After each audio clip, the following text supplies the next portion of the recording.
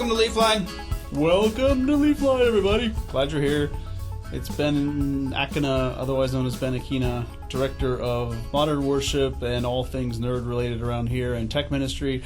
And I'm Brian Ralston, associate to the pastor, and Rory, the guide dog, is here as well, but you'll never hear her because she's like always in stealth mode. We love hearing from listeners. If you want to tell us something, even a bad thing, if you want to call us a dirty name, centenary1911@gmail.com. Please don't call us a dirty name. We hear that enough as it is. I have really low self-esteem. Email us. Please contact us. Thank you for the correspondence and send us some questions from the community. Once upon a time, I told everybody you have to email us by Wednesday morning because we record on Wednesday afternoon. Now we record on Tuesdays so that we can have the podcast out by Thursday. Just email us as soon as you think of it. Oh, and also, wait. Don't put if it off. you ever have something you want to tell us, you could just comment because this is a YouTube video. Yeah. So, yeah. It's only audio, thankfully, because, who wants to look at us? But comments are great, too. So either way, let us know you're listening and say hey, and thanks for those of you that do so on a regular basis. Can I get an update? Update. So we really are just kind of in a holding pattern still with no in-person worship services. On Sundays, the live stream is still going to be at 9 o'clock. You still get the Leaf Brief on Fridays, which gives you all the relevant information. But we do have some ray of hope in that we're doing our VBS this week, which has been amazing and mostly online. But Thursday, we're having an in-person gathering for our families and children with social distancing, masks, and all sorts of other fine precautions. And then, if that goes well, we're trying some regular outdoor use of our courtyard on Wednesdays for the children's ministry, on Tuesday evenings for the youth ministry. So those are highlights, and hopefully it all goes well and we're able to keep everybody safe and all that good stuff, because that will give us hope for the future of Sundays. If we can get that running smoothly, that'll be really, really great. Because we can't meet indoors, we can't do Sunday mornings in the sanctuary, but to be able to do something where we actually gather intentionally would just be super cool. Yeah, so Pastor Tim and the officials here at Centenary have been really strong at trying to figure out the protocols that we need to be following and getting them approved by our denomination, and that's been getting us this far, and hopefully everything continues to go well. So the outside that we have been blessed with here, we have a really great courtyard for outside activity and spacing out appropriately and all that good stuff. So yeah, so stay tuned. And one other thing, we are developing an opportunity to record some additional traditional worship music for use in our weekend streams. The traditional music we have been using is just stuff that I was able to record by myself and with Brian's help during the first several months of lockdown. But now that we know the process better, and that now that we would have wanted to extend that, and I would have been recording Jenner and Jennifer Perrier, we are not allowed to anymore by order of the conference that we belong to. But Brian has been getting together with some of his contacts and working out a workaround so that we can use an off-site system where we can still maintain social distance and still record and get some high-quality recordings of traditional worship music. So I know a lot of folks have been bummed because traditional worship has not been as represented in these weekend streams, but I promise we are working on it, and it is going to be, so that'll be something to look forward to. Stay tuned for that. More coming on that information soon. So we're also going to be having Zoom small groups starting soon. There's been a great struggle during this pandemic with us feeling disconnected from each other and isolation, and we're going to be working on that with some Zoom small groups that will be doing an effort to connect us together. So stay tuned for that. The sign-ups will be starting next week, and we're going to have groups that meet several different times throughout the week. If you're not comfortable with Zoom, we do have people who can help you learn how to use it. And again, it's not going to be the same as meeting in person. Nothing can be as good as that. But this will at least be a step in that direction and connecting us as a community of believers who can encourage each other. And so stay tuned for that. There'll be at least 5 or 6 of them each week that you can join into, and maybe more. So stay alert. Recommendations, give it a try. What you're watching, what you're listening to, what you're reading, all that good stuff. I'd love to tell you a thing I've been watching. So my wife and I finished our little glut of Shakespeare movies, and now we're moving on to something that is equally intellectual. Die Hard. Oh, wait, no. I wish. Probably not. Marvel, Phase 1. Oh, Marvel. So we recently decided, why not? Let's go back and watch the ones we don't care for as much and just... So for me, Marvel rightly gets a lot of negative press or just negative fan reaction because it's not elevated cinema, because it's definitely a cash grab. It's definitely just cashing in on a built-in audience for all of these characters over the years, for childhood nostalgia and all that. And I think all that is true, but at the same time, I don't think Marvel ever gets enough credit for the fact that it has essentially created the most ambitious filmmaking project ever, the most ambitious use of the storytelling medium of film. I mean, to tell a story over the course of, so far, 12 years in dozens of movies, I think is amazing, and the fact that they've managed to make it so cohesive is just so awesome. So I love superheroes, but I love good storytelling and ambitious storytelling even more. So that's what I love about it. So recently my wife and I watched Iron Man 2, Thor, and we just started Captain America, the first Avenger. Movies we've all seen before, some of them definitely not worth a rewatch, but just enjoying that a lot so far. And for my give it a try, I am recommending that you do not give this a try. If you're in that very niche crowd that loves that stuff, go for it, but there's not a lot of universal appeal to going back and rewatching dozens of movies in sequence. And if you're listening like me right now and you have no idea what these movies are and you haven't watched any of them, join the club. It's okay. That's a lot of us out there. So Ben, when they make a superhero movie about a historical figure, Brian. Yes, if they made a historical Bible-related, maybe even somehow tie it into... Dwight L. Moody had mental control powers. Yeah, now we're talking. That'd be Brian's awesome. Church history, Bible, and superheroes. I'd be on board, but whatever, it's fine. So, Brian, what you Kathy and I reading, have been what you listening, watching. Kathy and I are in our comfort watching still. Parks and Rec. Oh, why can't I ever get that title? You either correctly. pluralize both of them, or you... It's a silly sitcom that we discovered recently because we're behind the curve and old, and so we didn't really watch it when it was on, and we were watching it way past when everybody else was watching it, but we're enjoying it, and Parks and Rec is the appropriate title, correct? Correct. So it's got some just great characters, great actors, and it's just been fun. So we're enjoying that. That's a really fun one. That's just kind of what we watch when we just need a break from the world and the news and life, and yeah. So, and I'm listening always to like 3-4 books at a time and podcasts because it makes people laugh when they, I don't know, I walk around with headphones all the time, and usually only one ear is covered because I'm needing the other ear for navigation and to make sure I don't miss my lovely wife speaking to me or things like that. So I'm walking around with one earphone on, and it's been fun. But yeah, so I'm still in my weird phase of listening to really good podcasts that help me, like Unseminary and some educational podcasts, Flourishing Church. And I also recently, because our senior pastor has really been into Canoeing the Mountains, it's a book that I had read twice last year. I decided I should refresh it, and so I have started a third time. So Canoeing the Mountains by Todd Bolsinger is about a way to do church. And it actually does combine several of Brian's loves, history and church, and how we do church and ministry. So it's kind of he builds on Lewis and Clark's journey and kind of ties that into modern church. So Canoeing the Mountains is a good book. Sometimes when I'm looking at certain YouTube videos and then I go to my Yahoo homepage and they're recommending products for me from Amazon that have a striking similarity to the YouTube video I was watching, is that the feeling you got when you found out about this book? Like somebody is eavesdropping on me. Yeah. It was kind of amusing because at first I thought, oh, this is going to be ridiculous and this is going to be lame. And it's not rocket science. It is not necessarily some sort of brand new, innovative, whatever. It's just a very good sort of way to think differently. And I like when people try to talk about it when they actually haven't read it and they think it's about teaching people how to canoe or something like whitewater rafting or something. I'm like, oh, you obviously haven't read the book. But that's okay. It just makes me laugh. So, anyway. Trivia. All right, trivia. Thank you for all of those who chimed in after my rant last week because... I didn't like you abusing them, but at the same time, based on the response, maybe you should do it more often. Apparently I need to abuse our listeners, our kind and generous, wonderful listeners, because, we got some good responses on the history one from World War I, the Great War as it was known.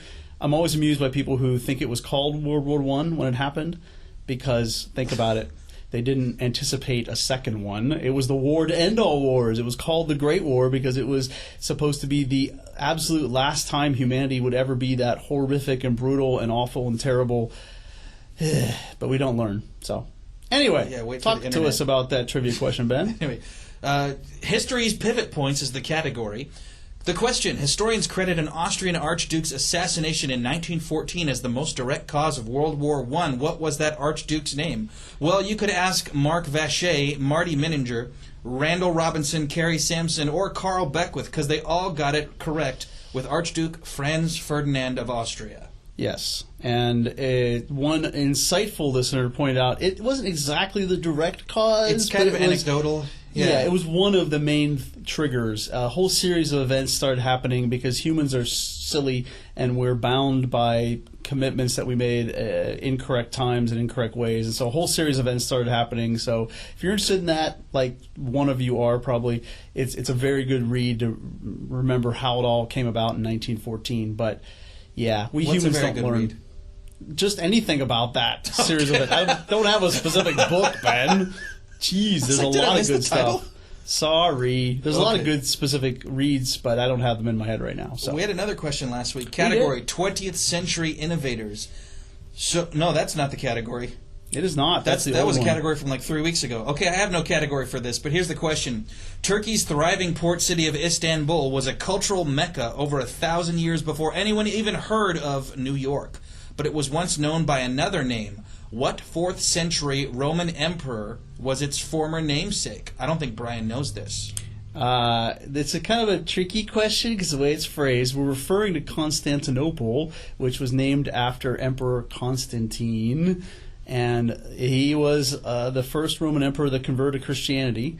So just a little bit of interest there. And he also split the Roman Empire into essentially tried to move the capital of Constantinople, which eventually led to an Eastern Empire. Brian, come back to the show. Come back to the show. All right. It's also known as Byzantium or modern-day Istanbul. Okay, so Constantine was the answer we were looking for. Some people wrote in Constantinople because that was the city. As far as I'm concerned, you all got it right. Yay. And you all includes Mark Vacher, Carrie Sampson, Joyce Uziak, Randall Robinson, Wendy Robertson, and Carl Beckwith. Carl Beckwith wrote, "Go ahead, sing the song." Mm-hmm. I love that remark. We love you, Carl, because they might be giants. So, yeah, go check it out. It's a great little song about the... Why they changed it, I can't say. People just liked it better that way. Awesome. Trivia question for this week. Oh, yeah, we have a new one. I don't know it. So this one is... I mean, I probably know 20th century technology. And I like to be really long-winded in my questions. He likes to be long-winded always. Refreshingly short. Name the device the Third Reich used to encrypt its military communications in World War II. Ah, excellent question. Centenary1911@gmail.com. And we're moving on to stories. Story time. Story time, because the lockdown is boring. Professor Brian's going to take it away. Yeah, Professor Brian. I guess we should call this Story Brian time or something because I seem to be dominating it. Sorry about that, Ben. But so today's topic in a little bit, we're going to be talking, beginning a 2-week podcast topic of forgiveness. Everyone's favorite topic. And one of the things I like to do is talk about the fact that sometimes if you just develop a thick skin and just develop the ability to kind of shield yourself from some everyday small wounds, it's just not that bad. I actually, for years, have practiced not being a militant blind person or militant visually impaired person. Growing up, I grew up visually impaired, as most of you know, and lost my sight in my 30s. But I all along had developed sort of a thicker skin about people teasing me or about comments made to me relating to my disability. It's just not worth my ire, not worth my sweat and toil to get upset about everything. Let people live in your head rent free. Yeah, I don't want to let people live in my head rent free. That's a good way to put it. And especially when I got a guide dog, my first guide dog, Lansing, in 2009. And with Rory, there's been many, many, many comments made over the years as I'm about in the public. And sometimes I just have to remember it's not worth getting upset about some of them. Some of them, obviously, it's worth getting upset. There's a lot that the average person doesn't understand about the guide dog relationship or about the situation of blindness. and they express how much they don't understand about it Yeah. sometimes. So cruising down the street here in Modesto one morning with Lansing, I actually was stopped by a woman who told me, kind of yelled at me, because that dog is taking you too fast. That dog is going too fast. And in my head, I again wanted to say, is there a speed limit sign that I'm not aware of? Or do you have a radar gun that you've fired at me? Or why are you... Are there children present that are running over? Yeah, am I endangering someone else by this? But, you know, I was perfectly safe. I'd been trained and well-trained, and the pace of my first guide, as well as Rory, was chosen by the school, by professionals, because of the way I walk. And so it's perfectly safe. But she, whatever reason, decided that it wasn't, and so she thought she would, yeah. So that kind of thing. I just kind of brushed it off. I really wanted to be That dog snarky. is taking you too fast. Right. And so that's a minor one. We also had a famous one that occurred at a park where a woman confronted me about, and I was taking Lansing's harness off. We'd reached the park, and he was going to go on a break and get the sniff around the park, and she just said, she didn't even start with a hello or good morning or anything. She just started with, I think it's terrible the way you're treating that dog. And I was kind of like, what? And some of you may remember this because Ben and I turned it into a skit. Is there someone else with a dog nearby that I... Yeah, I didn't know what she was talking about. And she went on to tell me how I was oppressing this dog and forcing this dog to work. And it was a form of slavery because I had enslaved this dog to do my bidding, apparently. And that it was just a terrible, awful thing.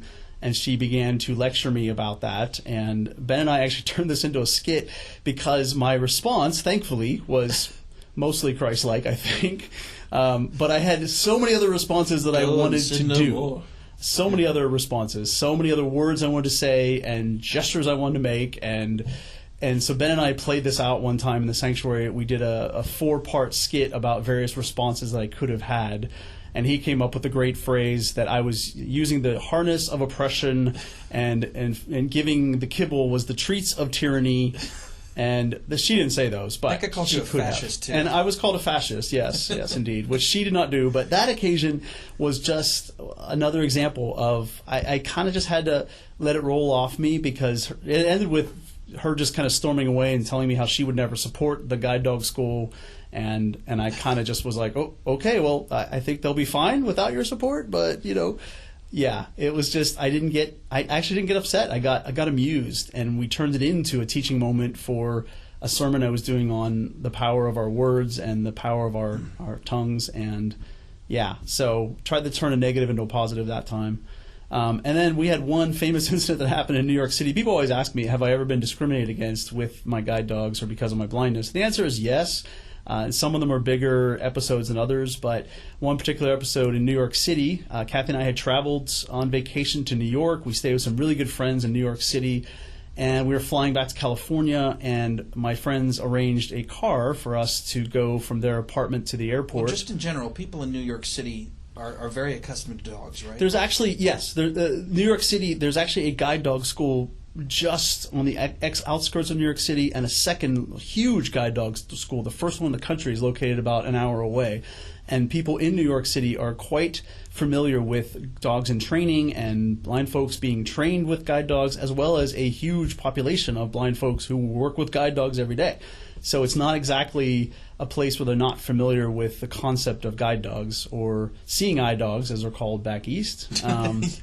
So this particular example, our friends lined up a car service, and the car arrived early in the morning, 5:30 in the morning, and we had gone downstairs, outside. We're waiting with our bags on the curb. Lansing was there. I had him on leash because we were, outside, and I wanted to give him one last chance to go to the bathroom. And our friend Dave was there, and we're just chatting and visiting. And the car pulled up, and the driver got out and helpfully opened the trunk for us to put our luggage in, and he loaded our luggage even for us, and he was very nice and very kind and just professional. Opened the back door for us to get in. I actually put Lansing's harness on in preparation to get into the car, just because I thought I'd be more legit and legal, and so I put his harness on.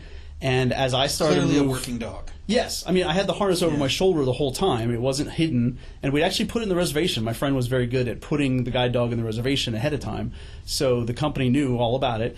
As I went to get in the car with Lansing, I think the driver realized that the dog was going with us, and it was almost like a switch flipped in his head, and he just went nuts. and started yelling at us and said, "No dog, no dogs," and was very irate and just angry, dropped a few cuss words at us, and I think he had thought the dog belonged to Dave and was staying behind, but now all of a sudden it was different, and he was screaming and yelling, and again, at 5:30 in the morning on a quiet street, even in New York City, that's not normal.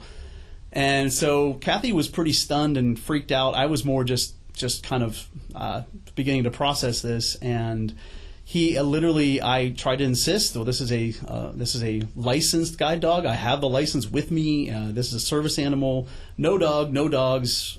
You can't do this. I literally said this is illegal. You can't reject this situation. And it was in our reservation. And by this point, my friend Dave is on the phone with the company trying to get, and he just wouldn't have it. He took our bags out of the trunk, threw them on the street, and jumped in the driver's seat with the back door open and took off, and with the door swinging in the wind, and that was it. And so it was happened so quickly and was rather, and it's one of those moments that we just had to process what we're going to do. Thankfully the company got another car there within a few minutes, but they did not want to give us a free ride. They did not want to acknowledge what had happened, so we began, after returning to California, the process of trying to lodge some protests, and my friend wrote a letter and all that kind of stuff. But eventually we had to let it go because, we did what we could. But so that's an example of sometimes you do have to fight a little bit. You do have to respond and stand up for your rights in some ways.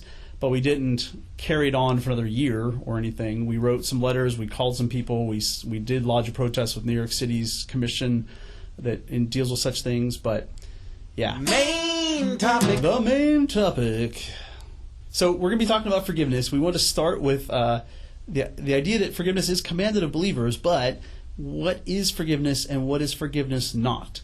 And I found that to be a very helpful way to get into this topic, is to first talk about what is not forgiveness. What is not meant by the biblical concept of forgiveness. And the reason this is relevant, because when people don't have forgiveness accurately defined for them, it probably seems like an insurmountable thing when you consider how much has been taken away from me or how much I've been hurt by somebody.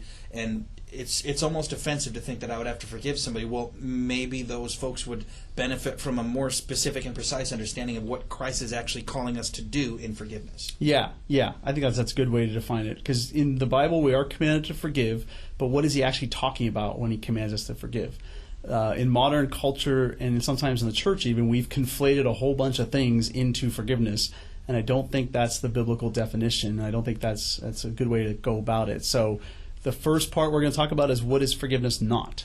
So forgiveness is not reconciliation, restoration, or justice. And I'll define those three, and then we can kind of talk through those with Ben's help. So forgiveness is not reconciliation. Reconciliation is making peace, where you have to have at least two parties involved, sometimes even more, have to be involved in sort of building the relationship back and making peace between the offended parties and rebuilding trust. And it takes a lot of work, a lot of time, and at least two parties, if not more. And that's a whole very important process, and the Bible talks about that in Corinthians and a number of other places. We are called to be those who lead reconciliation and make efforts to reconcile. As Jesus reconciled the world to the Father, we are to model that and to be reconcilers and be peacemakers. It's a very important role, but it's not the same as forgiveness. It's not a duplicate part of forgiveness, if that makes sense. So reconciliation, and why it's important to distinguish it, is reconciliation may not be possible. It may not be possible. You may have someone who doesn't want to make peace with you. There may be circumstances where it's not possible to do it. The person has passed away, or has moved away, or is out of your life, or it might cause more harm by trying to make peace. And I do need to go back to the thing that you keep saying, that it takes two willing parties. Yes. Two people have to be willing to come to the table. Willing and equipped and able parties. So you have to be able to do it, and you have to be willing to do it, and you have to have a lot of help to do it in some cases. And so that doesn't always exist. So that's why reconciliation, while advisable and very important, is not commanded by the Scripture. Forgiveness is commanded. Reconciliation is advisable and wise in many cases, but not commanded. It's also, forgiveness is not restoration. Restoration is where you restore the relationship to what it was before. You rebuild it to the point where it is the same and strong and all of that. And that's not always possible. Again, it takes two willing parties, two willing, equipped, capable parties to do that, at least, and usually more. When you think about restoring relationship in a broken marriage or a broken family, it takes a lot of people involved in that. And that's is not always, going to be possible in some cases again. So restoration is not commanded. Again, it can be a really good idea. It can be a very healthy choice. Not commanded, though. It's different than forgiveness. And so restoration also can open up some dangers. You don't want to restore a relationship with somebody who will then continue to abuse you or continue to use power to destroy you, or those kind of things. So restoration, putting yourself back in the way of someone whose intent is evil, may not be a good idea. Is not a good idea. So restoration, again, in the Bible does talk about it, but it's never commanded. The final one is justice. Justice is when a wrong is righted, when there is punishment or there is a recompense made and all that kind of stuff. Justice is, obviously the Bible is concerned about justice when wrong is done, but we are not necessarily the architects of that justice or the ones who go about creating that justice or causing that justice to happen. We're not the judge. And we often forget that. And we think it's our job to exact justice in a situation. But ultimately, God is the one who will bring justice. And He's delegated that authority to civil authorities in various ways. But ultimately, that's God's business, not ours. So justice is, while also very good idea and very necessary, it's not forgiveness. It's different than forgiveness. It's separate. So you got to keep those separate in your head. Thoughts? I'm getting a few sort of conclusions from this. Number one is forgiveness is the part of all these situations that is in our power. Yes. And reconciliation is not within our power unto ourselves. But I feel like in the forgiveness thing, there's an obligation for us to do what is in our power, but not to break ourselves in half, trying to be 100% of the solution when we can physically only be 50. Right, exactly. Forgiveness is commanded because it's the only part that is possible with you empowered by God, just your choice and God's help. Forgiveness is an event and a process. God will empower you to do that. And while others may advise and assist, you can do it just by your own will, essentially, and by consistent practice of forgiveness. And yeah, it's within your power to do that. The other ones are not. It takes more than just one person. I love Romans 12:16, which talks about the idea of so far as it is possible, live at peace with everyone. So far as it is possible for you, live at peace with everyone. And I love that because it's saying, yeah, you should practice forgiveness, but understand there may be times when it's not possible for you. There's limitation where you cannot necessarily bring reconciliation, restoration, or justice to a situation. You cannot bring that or cause that to happen because, again, it takes more than just you. If I may, there's a story from my own personal history where for, I think, over 10 years, I had a family member who was holding a grudge against me. It was what I considered to be a perceived slight, blown way out of proportion, that didn't stop me from trying so many times over that 10 years to initiate reconciliation. I didn't care about whether he was right or not. I just wanted a healed relationship, and so I kept saying, I'm sorry, let's deal with it, let's talk about it, let's work it out. And over, if I got any response, it was just, I'm not interested. And for 10 years, this person was kind of going out of their way to be rude to me at family functions, to be monosyllabic in replies, just like this very clear message that what you're offering I'm not interested in. I'm not interested in anything to do with you. And I had to wait 10 years for that person to, be hurt a lot in the process, for that person to finally be willing to come to the table. But there was definitely a point at which I think it's important to frequently remind the person that the channel is open, but there was only so much responsibility I could choose to take for it. And that was difficult for me because one of the flaws in my personality type is that I can't function if I know somebody dislikes me. Right. And that's not one of the good things about my personality. That's very damaging for me long term. But there was definitely a point where I had to realize I'm doing everything I can, and I'm not helping anybody by hurting myself further.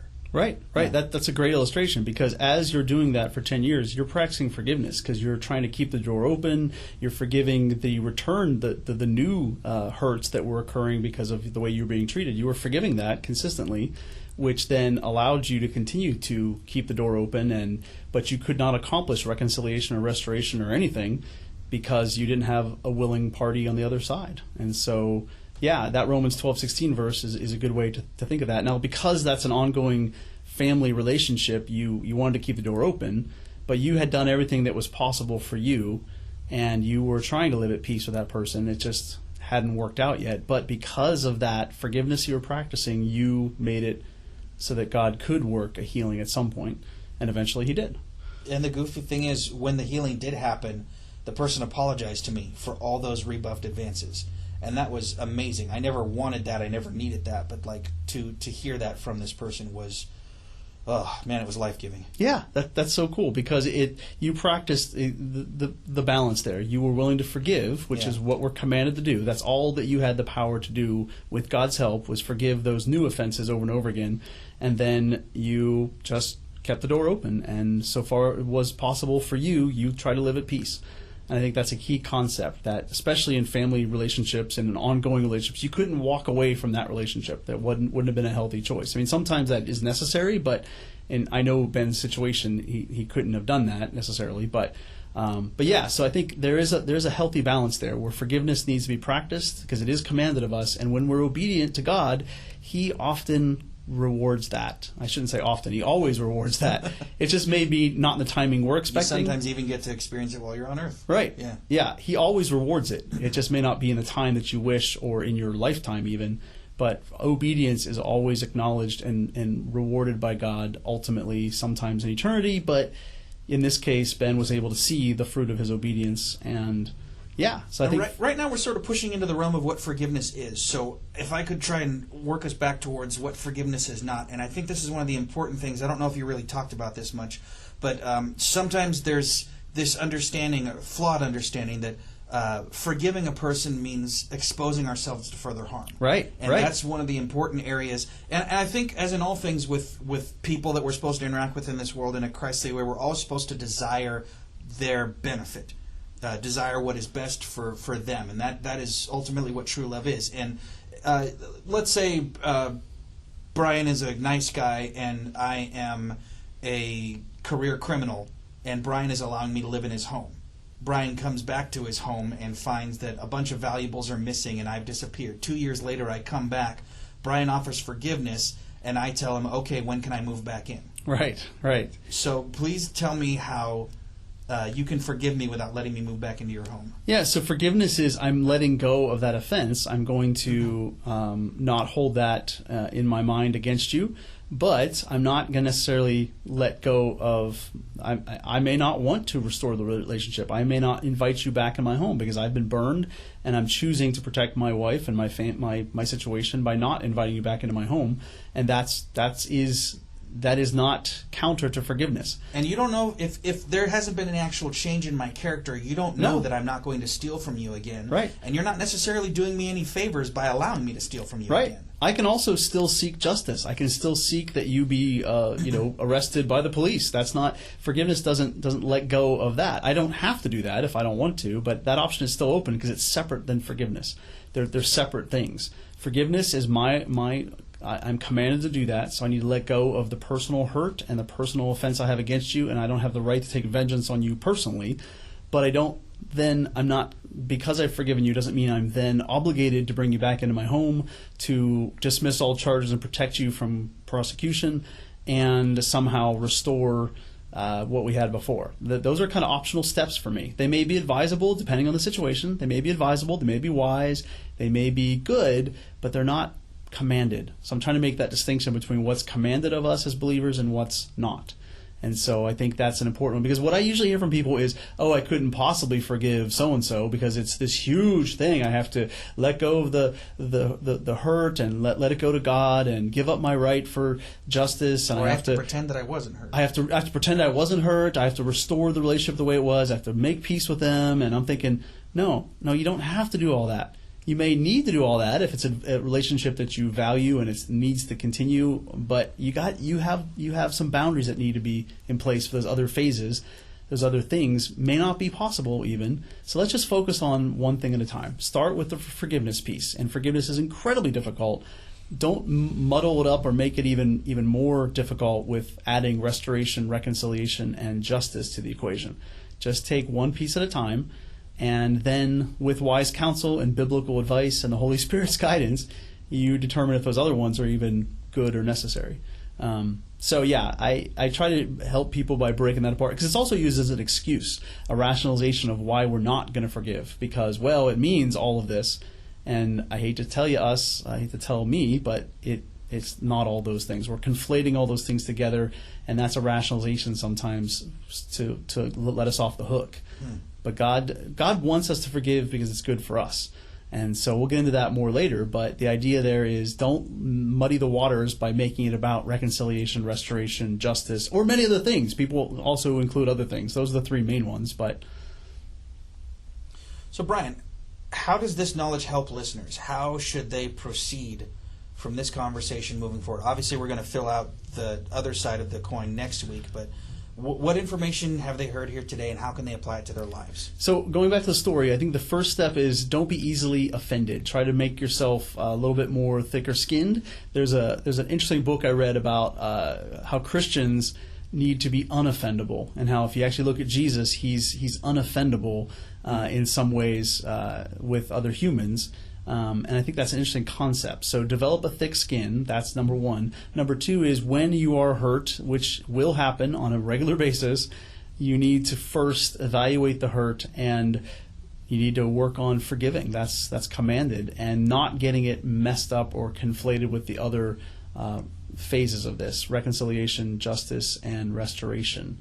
So my advice to people is take a good hard look at your own self before you worry about others. Take a look at where you're at with the issue of forgiveness, and have you muddied the waters with these other phases, and use those as sort of excuses for not forgiving.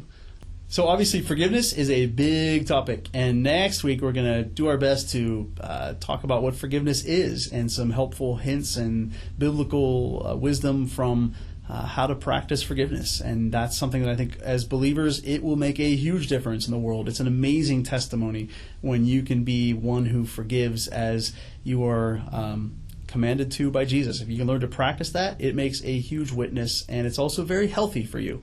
So if you want to learn more about that, stay tuned. Come back next week. One last word before we go. Closing remarks, or whatever we call this segment.